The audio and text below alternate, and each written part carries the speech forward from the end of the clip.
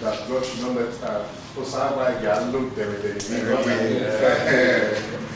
So then you're going to help that person was dangerous for you. Yes. Because a person that is having epilepsy is not having a disease that is contagious. It is not contagious.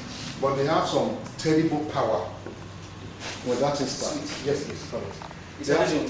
No, talk to us. It's like 3 or 4 times your own power for that one. When he or she kick my brother, if he meets you, it's like a horse, hitting you. They are very, very powerful.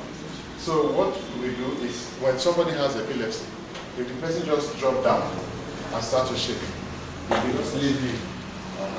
The thing you do in that case is you remove the things that injure him.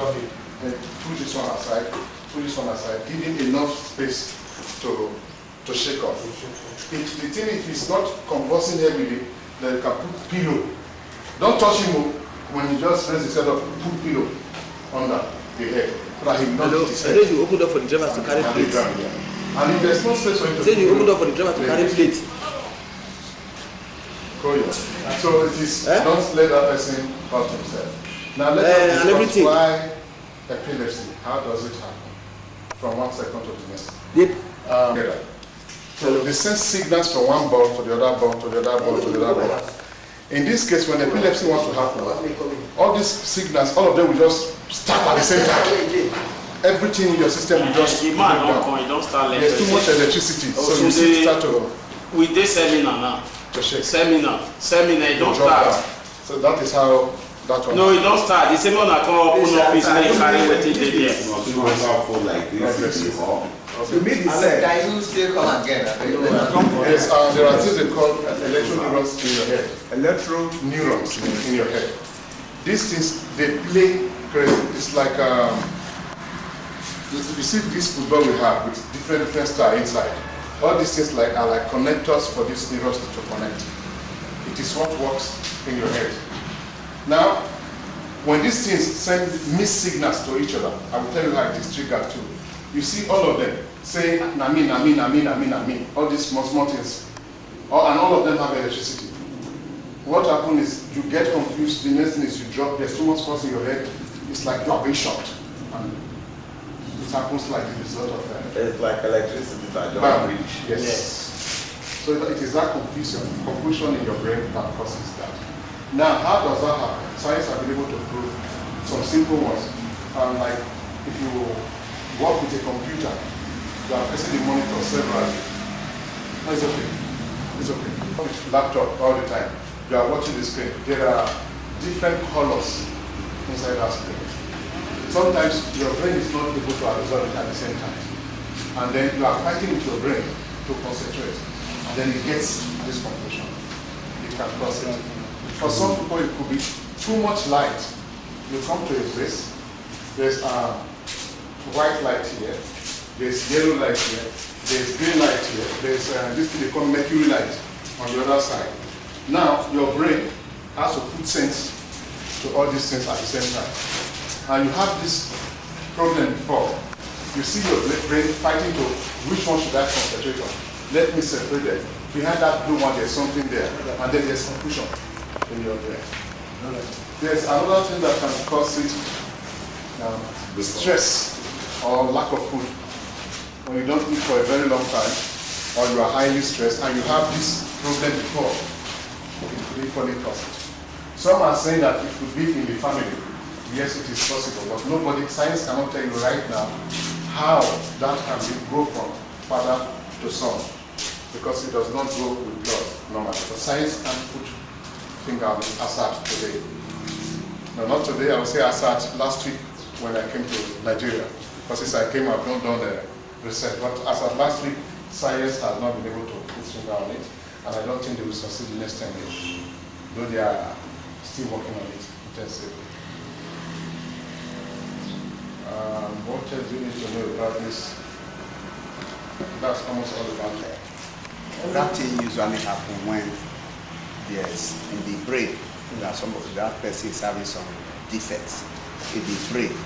That when the blood is about to pass there, that confusion used to come. I don't know. No, the science has not gotten to that level. The arteries that take blood to your brain are some very tiny, tiny arteries. And these tiny arteries, the way for blood to come out, so the thing is like we say, first, is when you have hypertension. The artery is overlabeled. Because it is overlabeled and it is tiny, it opens. And then here they say the person get blood from brain. It can be cleaned the way, of course, operate it, clean it, and then reach that broken artery. So that one is possible. And we did not discuss anything about bond yesterday because there was no time. Or how fire bond itself is not that bond you have. You can't do anything against fire bond. When you are burnt with fire, you are burnt with fire. There are 3 different categories. You have category 1, which means you have blisters. These things will be swollen. Yeah. Those days when I was a child, they would put salt on top of it. But the salt does not really help. Just that's one. They have a different category, which means the skin peels off. And then you see yellow thing. Like that yellow thing is like fat. That one is 2. And they have another category that goes deeper than that one. You see something like brown inside. That one is higher stage. Now, how do you treat all the various categories? The same thing. If fire pours, something hot on your water that pours on your hand, the best thing to do is take water from the house with the same water temperature, the room temperature, and pour it on the person's hand, directly from tap or from bucket. Why? Okay, if it's over there, they will tell you 20 degrees centigrade. Your body should be about 36, 37 degrees. They will say 20 degrees centigrade. And your fire is burning. You are putting warm water. Why don't you put cold water? That is what people used to say. No, cold water is very, very bad. It will make it worse.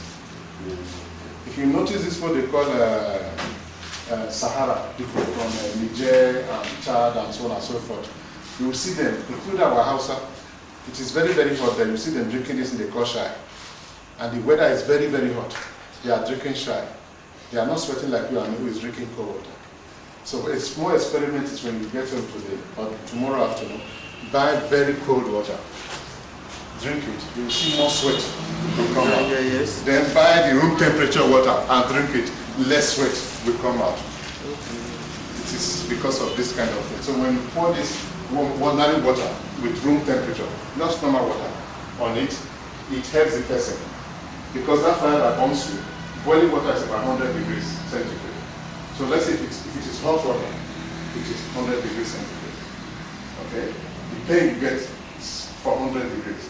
If you put this room temperature, which is like 20, or let's say 22 on it, it is not too much, it is not so hot like the other one, and it is not very cold. Exactly. So the contrast is balanced. So you use ordinary water. Pure water. Cold water, what do they put? No, it's not. Look for blocks. Air block.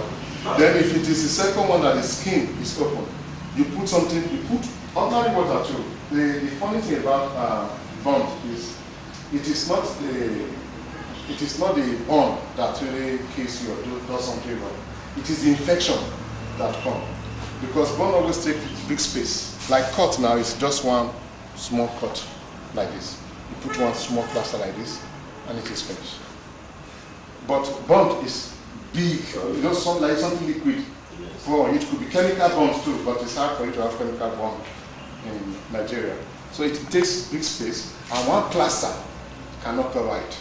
Since plaster cannot cover it, you see the thing exposed, then infections will come in. When infections come in, then it takes time for it to heal. And that is really the problem that we have from bond. So you pour ordinary water on it. After I pour ordinary water on it, if you have a clean one, of course, so that you will not be putting infection upon the fresh wound. If you have a clean one that is disinfected, they call it gauze. I will show that to you tomorrow when I give you your papers. You just put it around it like this, so that fly, dust, other things will not touch it. That is all you can do. That's that very spot. That's all you can do. And let it cool down. And then when it heals itself. that you are going to say, I'm going to put this medicine, that medicine.